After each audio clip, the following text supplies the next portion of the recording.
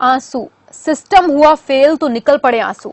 वैसे तो आंसू शब्द को पढ़कर ही और इन तस्वीरों को देखकर ही आप सोचने पर मजबूर हो ही गए होंगे, लेकिन जब आप इसके पीछे की सच्चाई सुनेंगे तो हैरान रह जाएंगे और सोचने को मजबूर हो जाएंगे कि आखिर कमी कहां है। क्या सिस्टम में कमी है, ये सिस्टम का फेलियर है या फिर कुछ और है? जी हाँ, नमस्कार, मैं हूं शगुन और आप देख रहे हैं खबर फास्ट। आज हम आपके सामने एक ऐसा मुद्दा लेकर आए हैं जिस पर बात करना बेहद जरूरी है। आज हम आपको 3 अलग अलग जगहों की ऐसी तस्वीरें दिखाने जा रहे हैं जिसे देखकर इंसानियत भी शर्मिंदा हो जाएगी। फर्ज की दुहाई देने वाले के गाल पर करारा ये एक तमाचा होगा और हिफाजत का रोना रोने वालों का सच भी सामने आ जाएगा।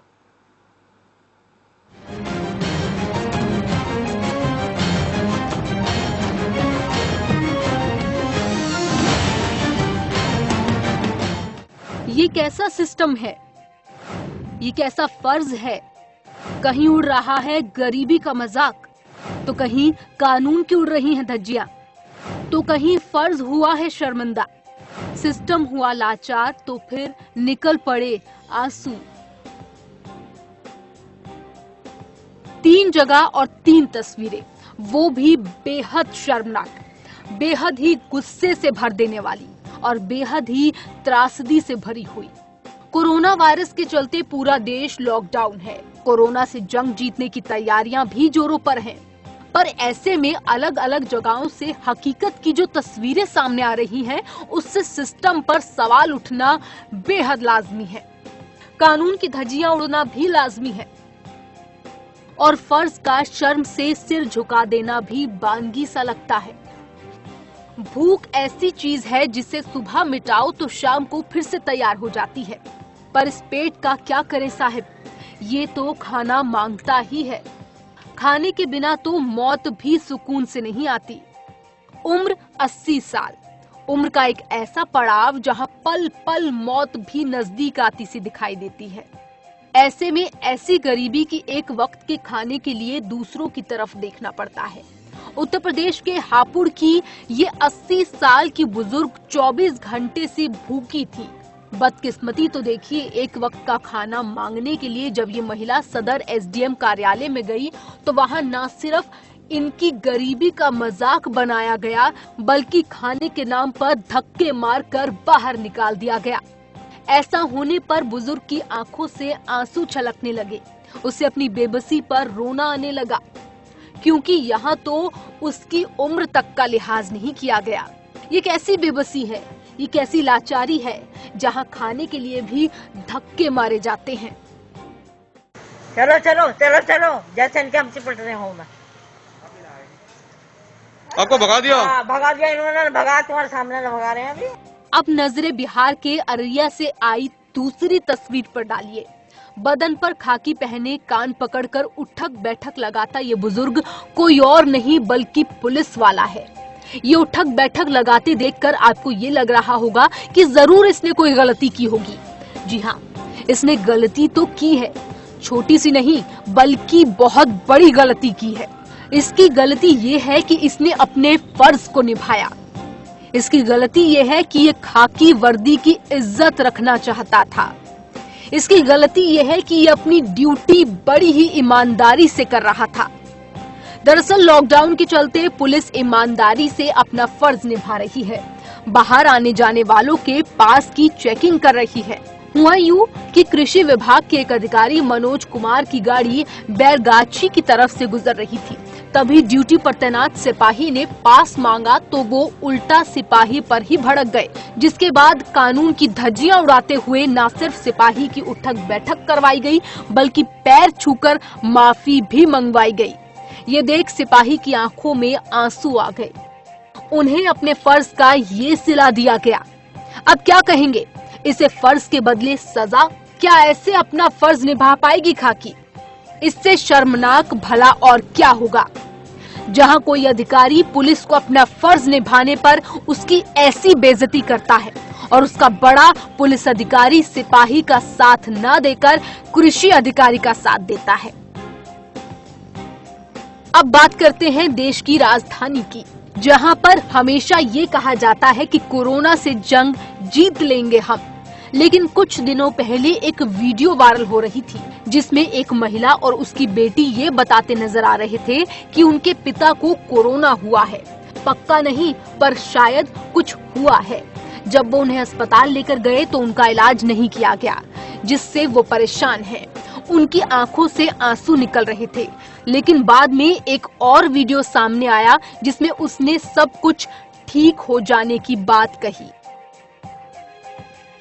सवाल ये नहीं है कि बाद में सब कुछ ठीक हुआ, बल्कि सवाल ये है कि ऐसा हुआ ही क्यों?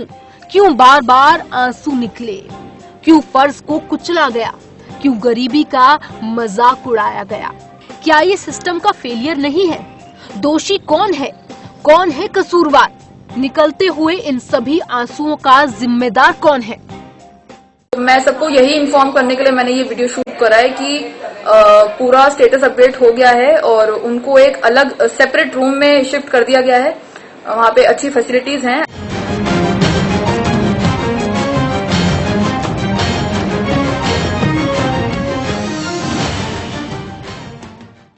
तो ये तस्वीरें बेहद ही शर्मसार करने वाली हैं और साथ ही साथ कई सवालों को भी उजागर करती है, और इन्हीं सवालों का हम आज जवाब ढूंढने की कोशिश करेंगे और हमारे इस खास प्रोग्राम को आगे बढ़ाएंगे।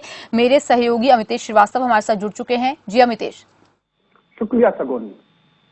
दरअसल आंसू यूं ही नहीं निकल पड़ते हैं। अगर कोई हमसे और आपसे कहे कि जरा रो के दिखाइए, जरा रो के आप दिखाइए और आंसू बहाइए, तो संभव नहीं होगा। आंसू अमूमन पानी की तरह होते हैं जो आंखों से निकलते हैं, लेकिन जब निकलते हैं तो दर्द का सैलाब लेकर निकलते हैं। देश की 3 तस्वीरें आपके सामने हमने लाई। अमूमन आपके जहन में सवाल होगा कि ये बहुत छोटी खबरें हैं, ये अखबारों के पन्ने में किसी कोने में होनी चाहिए या फिर टीवी चैनल के फटाफट जैसे एपिसोड में होने चाहिए। सवाल ये नहीं है। हमने इसलिए इस मुद्दे पर आज चर्चा करनी उचित समझा, बेहतर समझा। दरअसल ये सिस्टम पे सवाल है। एक भूख से तड़पती बुजुर्ग महिला खाना मांगने जाती हैं तो उन्हें दुत्कार आ जाता है। एक माँ और बेटी को अपने पति और अपने पिता के इलाज के लिए आंखों में आंसू लाना पड़ता है, और एक जवान, जो छोटा सा जवान है जिसको आप और हम होमगार्ड कहें या यूं वाचर कहें या फिर यूं पुलिसकर्मी कहें, वो अपना फर्ज निभाता है, लेकिन आंखों में आंसू लेकर जब उसे जलील किया जाता है तो उसका जवाब कौन देगा? सवाल कई हैं, लेकिन जवाब कौन देगा, ये अपने आप में बड़ा सवाल है। आज हम इसी मुद्दे पर बात करेंगे। हमारे साथ हमारे जो मेहमान हैं जुड़े हुए हैं, वरिष्ठ पत्रकार रतन मनीलाल जी लखनऊ से जुड़े हुए हैं, माया सिंह हैं, सामाजिक कार्यकर्ती हैं और तमाम अहम मुद्दों पर चर्चा करती रहती हैं। उसके अलावा उत्तर प्रदेश के पूर्व मुख्य सचिव आलोक रंजन जी हमारे साथ इस बहस में, इस चर्चा में हिस्सा लेंगे। सीनियर IAS अधिकारी रहे हैं उत्तर प्रदेश के, बड़ा पद रहा उनके पास।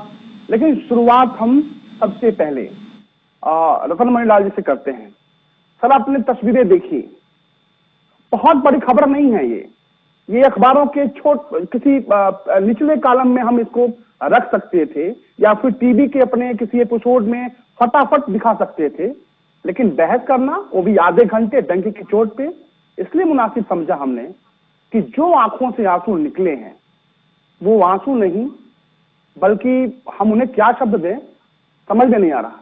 सर, इन तीनों तस्वीरों को आप देखते हैं, कैसे आप इनको देख रहे हैं, कैसे समझने की कोशिश कर रहे हैं? देखिए, मुझे ऐसा लगता है अमितेश जी कि जब इस तरह का एक एक्स्ट्राऑर्डिनरी समय चल रहा हो देश भर में, जब सभी राज्यों में और मैं समझता हूँ शहर से लेके गांव से लेके कस्बों तक एक ऐसी व्यवस्था हो रही है जबकि सरकार और तमाम सारे कार्रवाइयाँ सब बंद हैं, कुछ चल नहीं रहा है, कहीं पर कोई एक सामान्य सिस्टम नहीं चल रहा है। ऐसे में मैं समझता हूँ किसी भी व्यवस्था के लिए, चाहे वो सरकारी हो या पुलिस की हो या प्रशासन की हो, ये देख पाना कि सब कुछ सुचारू रूप से चल रहा है, ये बहुत मुश्किल है। और ये जो तीनों उदाहरण आपने दिखाए हैं, ये बिल्कुल इसी ओर इशारा करते हैं कि इस कठिन परिस्थिति में सब कुछ वैसा नहीं है जैसा सामान्यतः होना चाहिए।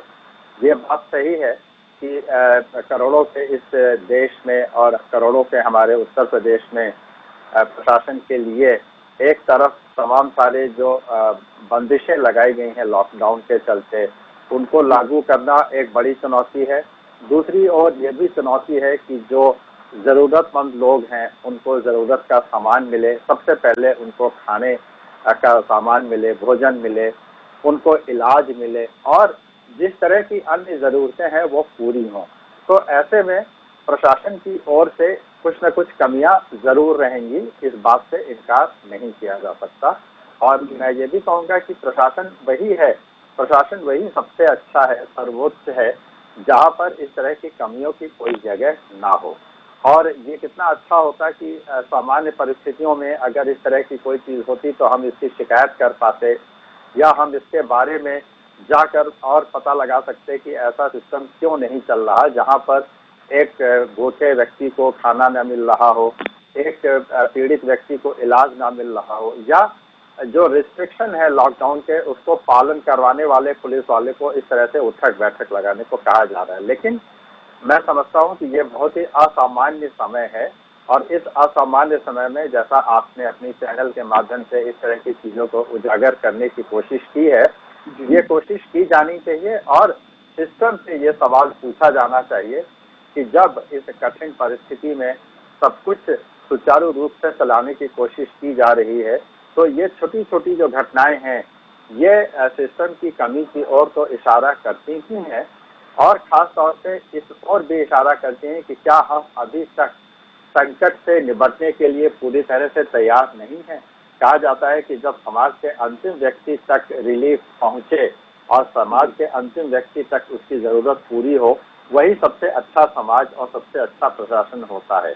और अगर इसमें कहीं भी कोई कमी है तो मैं समझता हूँ ये प्रशासन की कमी है और इसको पूरा करने के लिए, इसको दूर करने के लिए, जैसा आपने इसको हाईलाइट किया है, इस तरह की कोशिश होनी चाहिए और ये सवाल पूछा जाना चाहिए कि ऐसा अगर हुआ है तो क्यों हुआ और आगे से ऐसा ना हो इसके लिए क्या प्रयास किए गए। जी बिल्कुल।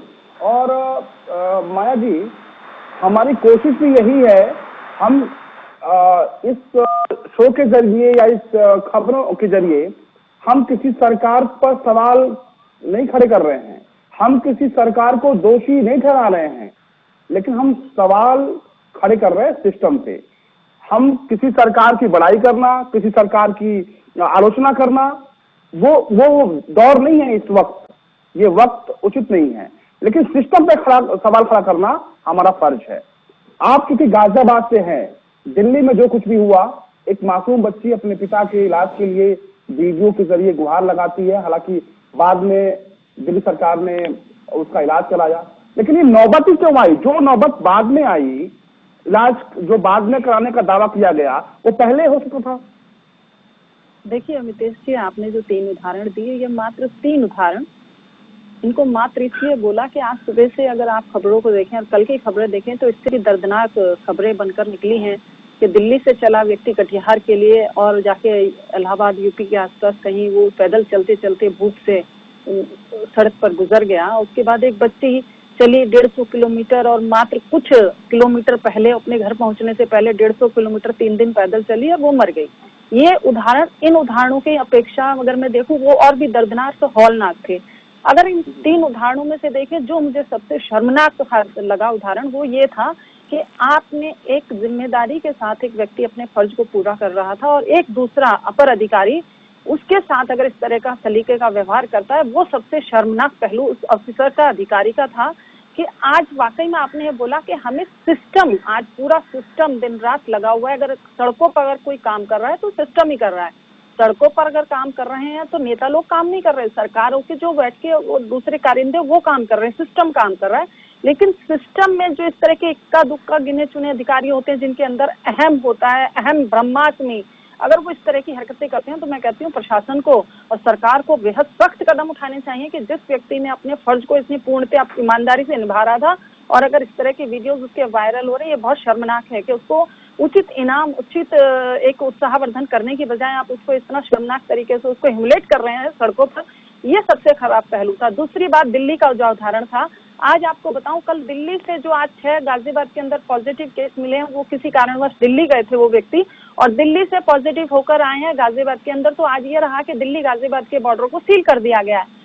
बहुत किलोमीटर लंबी लाइन लगी सड़कों पे। तो कुल मिला के जो दिल्ली की स्थिति इस टाइम बड़े भयानक तरीके से खराब हुई है, वो ये है कि देश की राजधानी और देश का जो कमर्शियल राजधानी महाराष्ट्र है, जिसको हम आज से बात कर रहे हैं उत्तर प्रदेश की, लेकिन जो ये दो राज्य जिस तरह से भयानक बम की तरह, कोरोना बम की तरह उभर कर आ रही है, बड़ी स्थिति बड़ी खराब है। और रहा उस बच्ची के मसले का बात, तो जिस इस टाइम सरकारों के हाथ पैर फूले हुए हैं, चाहे वो उत्तर प्रदेश की सरकार हो, महाराष्ट्र की सरकार हो, दिल्ली की सरकार है, हमें सिस्टम पे सवाल खड़े कर देते हैं, लोग कर देते हैं, बड़ा आसान काम है। लेकिन जब आप जाइए, स्थितियों से निपटिए, फील्ड पर काम करिए, तो आपको लोगों के दर्द भी मिलेंगे, आंसू भी मिलेंगे, लेकिन आप कोशिश कीजिए कि अपनी तरफ से उन्हें पूर्णतः अपनी तरफ से कुछ राहत देने की कोशिश करें।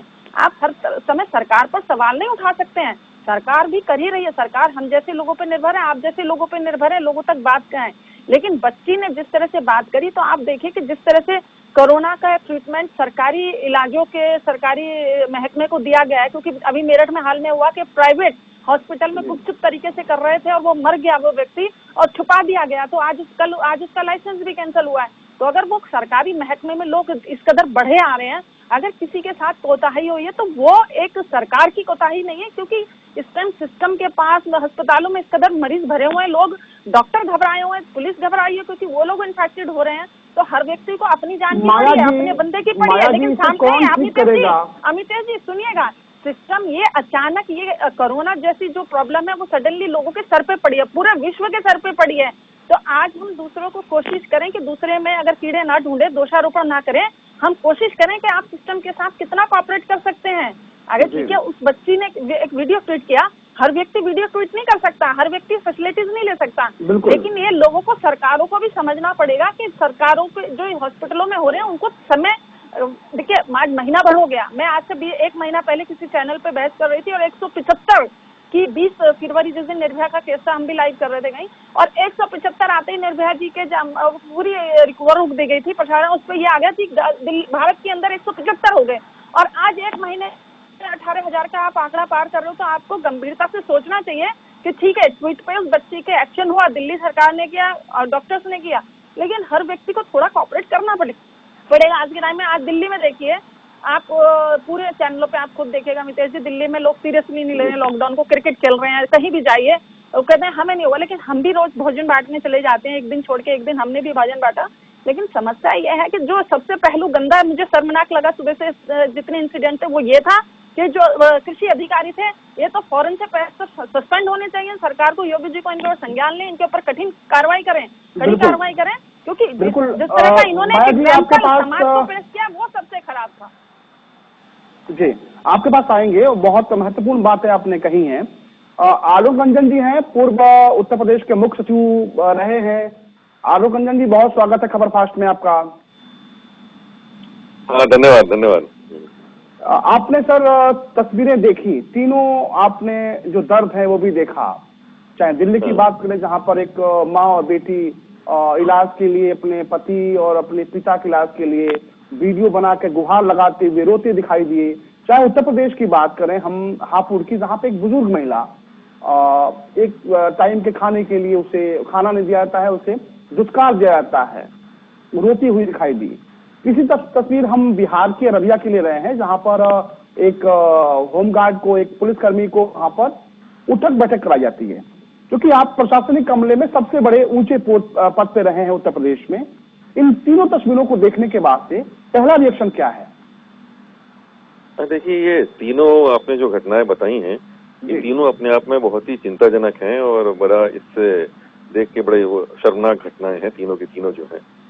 अब बात यह है, इस समय जैसा कि और वक्ताओं ने भी अभी बात सामने रखी कि कोरोना का संकट जो है अपने आप में बड़ा भीषण संकट है, बड़ी भारी चुनौती है। जैसी चुनौती मैंने भी अपने प्रशासनिक जीवन में नहीं देखी, इस प्रकार की स्थिति आई हो कि इतना बड़ा लॉकडाउन हो और इस तरीके से बीमारी फैल रही हो।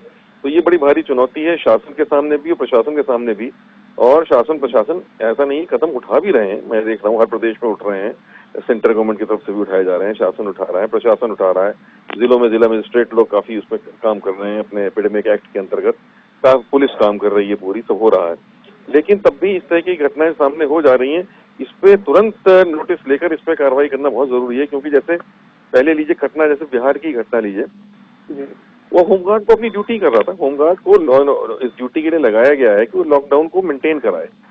अब उसकी अगर पास मांगता है तो ये तो उसकी जिम्मेदारी है ड्यूटी, अगर पास ना मांगे तो बल्कि वो अपनी ड्यूटी नहीं कर रहा है और लोगों को ऐसी जाने दे, तो कल होगा कि उस लोगों को जाने दे रहा है और किसी को रोक नहीं रहा है और अपनी ड्यूटी नहीं कर रहा है।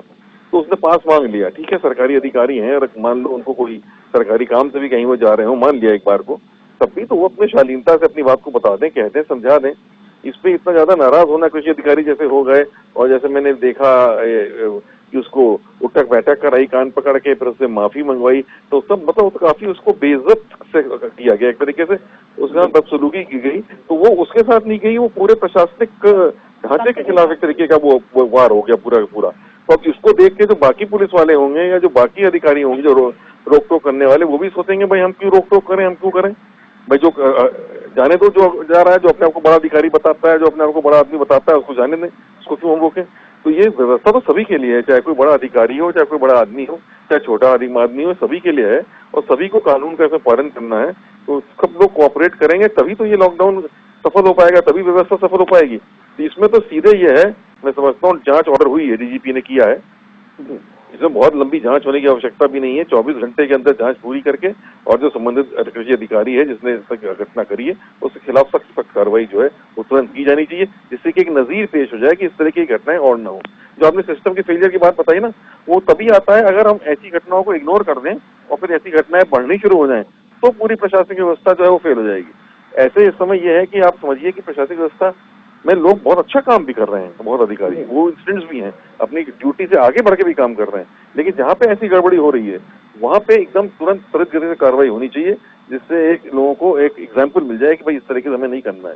हापुड़ वाली बात, एक बूढ़ी महिला को खाने को नहीं मिल रहा है, अब इस समय लोग भूखे हैं तो उनको शासन भी कह रहा है, प्रशासन भी कह रहा है कि हम किसी को भूखा नहीं रहने देंगे, सबको खाना पहुंचाएंगे, राशन देंगे, राशन की दुकान से एक्स्ट्रा राशन मिलेगा, खाना कम्युनिटी किचन से उससे खाना मिलेगा। अगर वो भूखी है पहुंचती है तो उसका उपहास करना, उसका मजाक उड़ाना, ये तो दर्दनाक बात है। जिसने भी किया है वो तुरंत जांच होकर उसके खिलाफ कार्रवाई होनी चाहिए कि ऐसा एक ही बड़ी गरीब के साथ क्यों किया जा रहा है, जबकि ये मंशा ऐसी नहीं है। सिमिलरली आपने दिल्ली का भी एग्जाम्पल बताया कि ट्रीटमेंट के लिए गुहार कर रही है, ट्रीटमेंट नहीं ठीक से मिल रहा है। तो ये ऐसी घटनाएं ये जो हो रही हैं, ये तीनों जो है हमको सचेत करती हैं कि हमें व्यवस्था को बहुत सुदृढ़ रखना है, बहुत उस पर वॉच रखने की जरूरत है, ऊंचे अधिकारियों को इसमें वॉच रखने की जरूरत है कि कहीं भी कोई गड़बड़ी सामने ना आने पाए, और जहां कहीं भी कोई आती ढिलाई दिखे या ऐसी कोई घटना सामने दिखे तो उसमें बहुत कस के प्रशासनिक एक्शन होना चाहिए। प्रशासन में मेरा तो यही अनुभव है, यही तरीका होता है कंट्रोल करने का कि जहां कोई गड़बड़ी सामने आए तो उसमें बहुत ही सख्त कार्रवाई जो है वो बहुत जल्दी की जानी चाहिए। ये नहीं कहा जाना चाहिए कि जांच ऑर्डर हो गई है उसके बाद बात को छोड़ दिया, अब जांच हो रही है महीनों, तो उससे कोई फायदा नहीं है। त्वरित गति से जो है कार्रवाई अगर हो जाएगी तो मैं समझाऊं और लोगों के लिए भी एक एग्जाम्पल हो जाएगा, उनको लेसन मिलेगा और इस तरह की घटनाएं नहीं होंगी। और जो सिस्टम फेलियर की आप बात कह रहे हैं, फिर सिस्टम फेलियर नहीं होगा, सिस्टम वर्क करेगा। और सिस्टम को वर्क कराना, जैसे पूर्व वक्ताओं ने भी कहा, हम सबका कर्तव्य है, अधिकारियों का भी है, हम नागरिकों का भी है, और जितने लोग इन्वॉल्व हैं उसमें उन सबका कर्तव्य है कि उसको वर्क कराएं जो है सिस्टम, क्योंकि ये सबके भले के लिए। बिल्कुल, और हम भी यही कह रहे हैं, हमारा भी मकसद यही है कि हम किसी सरकार का या किसी सरकारी मशीनरी का को टारगेट करना अपना लक्ष्य नहीं है। हम चाहते हैं कि जो कमियां हैं वो सामने आए और जो उन कमियों को दुरुस्त किया जाए।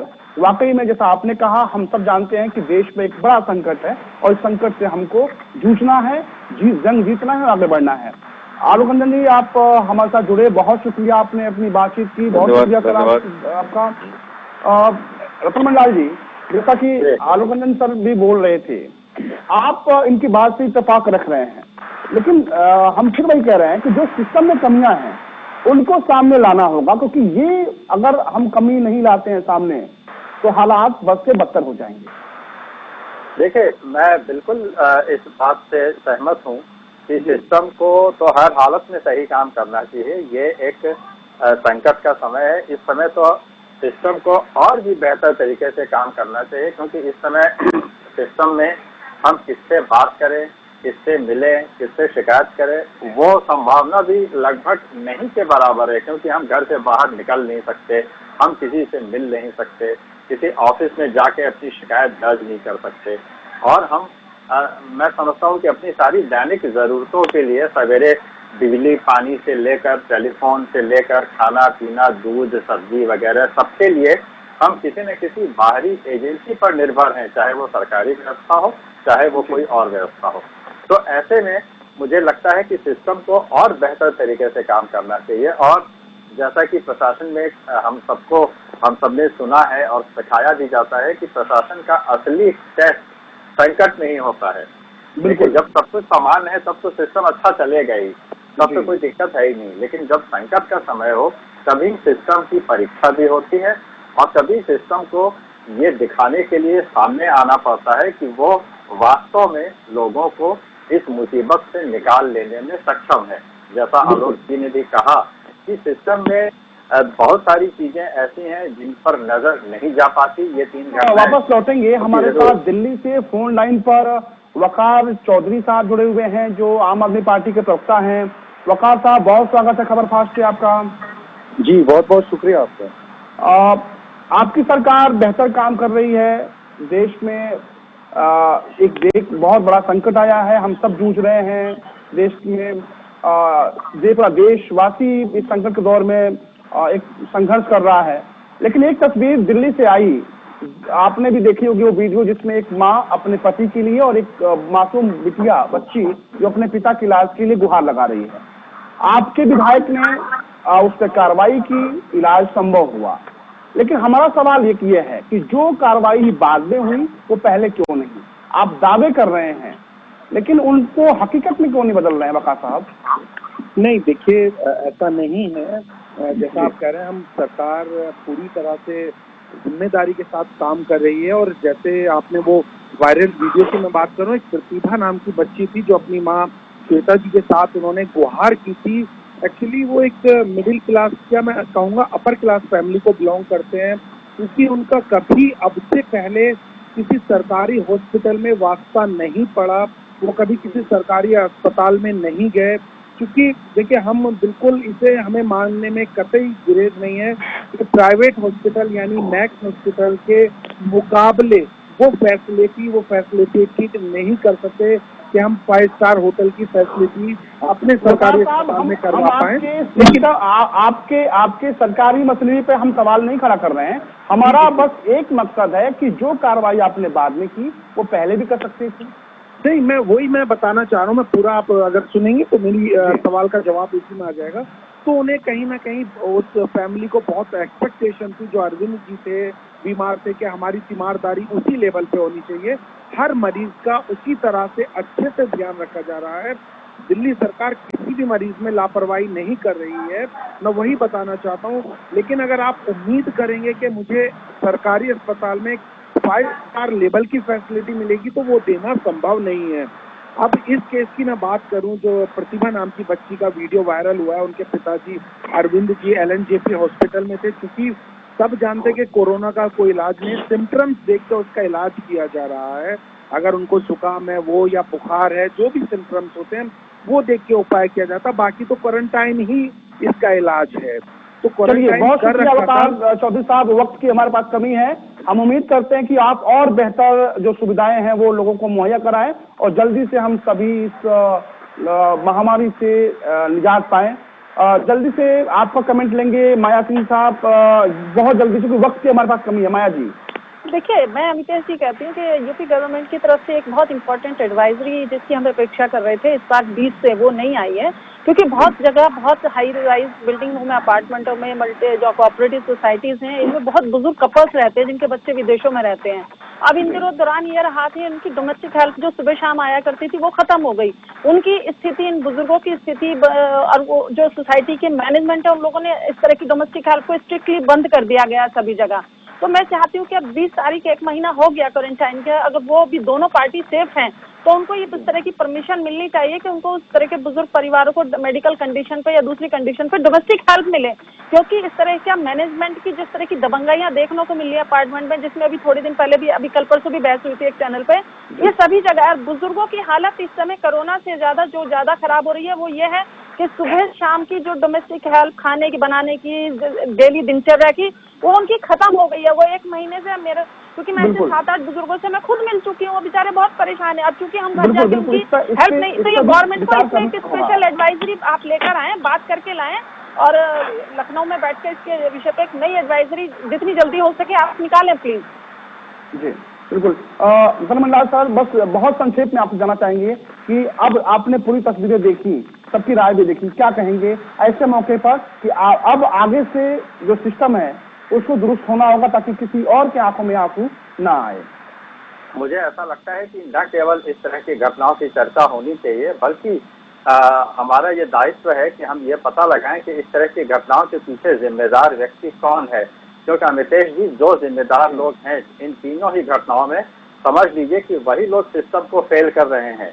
उन्हीं लोगों की वजह से आज हम इस संकट को और गहराता हुआ देख रहे हैं और हम समझते हैं हमारा आपका यही दायित्व है। वही कहते हैं ये बहुत शुक्रिया धर्मलाल जी, आप जुड़े, बातचीत किए, बहुत शुक्रिया माया जी आपका, सारे मेहमानों का बहुत बहुत शुक्रिया।